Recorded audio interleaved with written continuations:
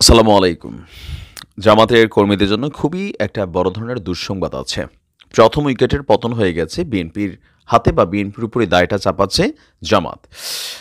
একসময়ের এই দুই মিত্র ক্ষমতাকে কেন্দ্র করে এখন সর্বোচ্চ রাজনৈতিক শত্রুতে পরিণত হয়েছে। একে অন্যকে নানানভাবে টার্গেট করে কথা বলছে।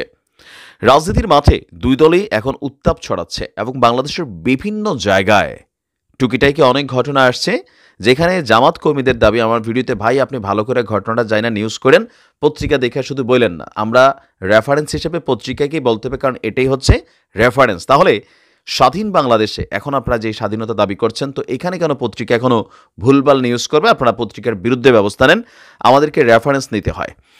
যাই হোক, আপনার কুষ্টিয়া জেলার মিরপুরে প্রথম উইকেটের পতন ঘটেছে বিএনপি নেতাদের হাতে বা বিএনপির কর্মীদের হাতে।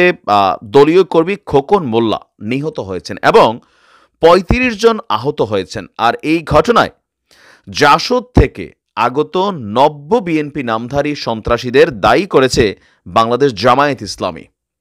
আর এই ঘটনায় জড়িতদেরকে দৃষ্টান্তমূলক শাস্তিরও দাবি জানিয়েছে জামাত। আপনার সংবাদ মাধ্যমে পাঠানো এক বিবৃতিতে জামায়াতে ইসলামের সেক্রেটারি অধ্যাপক মিয়া গোলাম পরোয়ার তিনি বলছেন, কুষ্টিয়া জেলার মিরপুরে ফেসিবাদের দোসর জাসদ থেকে আগত নব্য বিএনপি নামধারী সন্ত্রাসীদের হামলায় জামায়াতে ইসলামের কর্মী খোকন মোল্লা নিহত হয়েছেন এবং ৩৫ জন নেতাকর্মী গুরুতরভাবে তারা আহত হয়েছেন। হত্যাকাণ্ডের ঘটনায় নিন্দা এবং প্রতিবাদ জানিয়ে জামাত বলছেন যে এই সেক্রেটারির বক্তব্য, আমি নিহত খোকন মোল্লার আত্মার মাগফিরাত কামনা করছি এবং তার পরিবারের প্রতি গভীর সমবেদনা জানাচ্ছি। একটি স্কুলের পরিচালনা কমিটি গঠনকে কেন্দ্র করে আমি নিউজটা দিয়েছিলাম যে দুই দলের মধ্যে বিশাল একটা সেখানে কিন্তু সংঘর্ষ ঘটেছিল।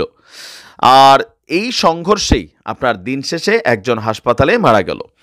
আর তিনি বলছেন যে কুষ্টিয়া জেলার মিরপুরে হামলার ঘটনায় আপনার নব্য বিএনপি নামধারী সন্ত্রাসী খুনিদের দ্রুত গ্রেপ্তার করে আইনের আওতায় এনে দৃষ্টান্তমূলক শাস্তি প্রদান করতে সরকারের প্রতি আহ্বান জানিয়েছেন। এখন নব্য বিএনপি নামধারী বা পুরানা বিএনপি নামধারী বিষয়টা ওই জায়গায় কানেক্ট না।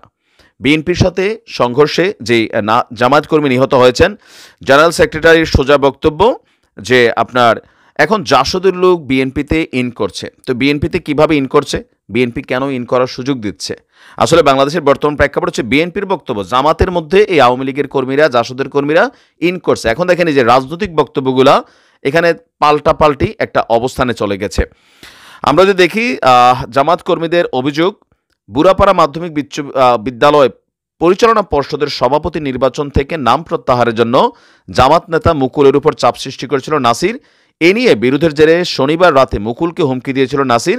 আর এরই প্রতিবাদে বুড়াপাড়া মাধ্যমিক বিদ্যালয় মাঠে এক প্রতিবাদ সভার আয়োজন করে স্থানীয় জামাত ইসলামী নেতাকর্মীরা। এ সময় নাসিরের নেতৃত্বে তার সমর্থকরা সেখানে লাঠিসোঁটা এবং দেশীয় অস্ত্র নিয়ে হামলা চালায়।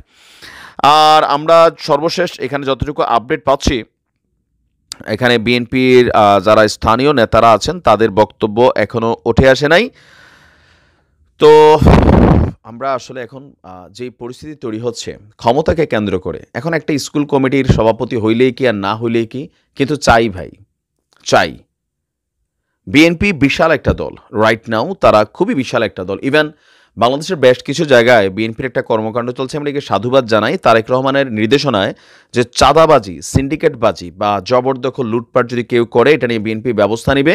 মাইকিং করে সম্ভবত পিরোজপুরে এরকম একটা ব্যতিক্রমী উদ্যোগ আমি দেখেছি, যে স্থানীয় কোনো বিএনপির নেতাকর্মী যদি চাঁদাবাজিতে বা সংশ্লিষ্টতায় আসে তাহলে তাদেরকে আইনের আওতা দেওয়া হবে, বিএনপির সকল পদ পদবি থেকে তাদেরকে পার্মানেন্টলি বহিষ্কার করা হবে। তারপরেও এত বড় দল দীর্ঘদিন যাবৎ তারা ক্ষমতার বাহিরে ছিল, তো লোকাল একদম রুট লেভেলে কিছু নেতাকর্মী কিন্তু আসলে দলীয় হাইকমান্ডের এই নির্দেশনাগুলোকে আসলে মানছেন না, যার কারণে বিভিন্ন জায়গায় বিভিন্ন ধরনের অপ্রীতিকর ঘটনা ঘটছে। বিএনপির বরাবরই অভিযোগ বিভিন্ন জায়গায় জামাতের সাথে আওয়ামী লীগের একটা সংমিশ্রণ ঘটছে, আবার জামাতের অভিযোগ বিএনপির সাথে নব্য জাসদ বা আওয়ামী লীগের নেতাকর্মীদেরও আপনার একটা সংমিশ্রণ ঘটছে।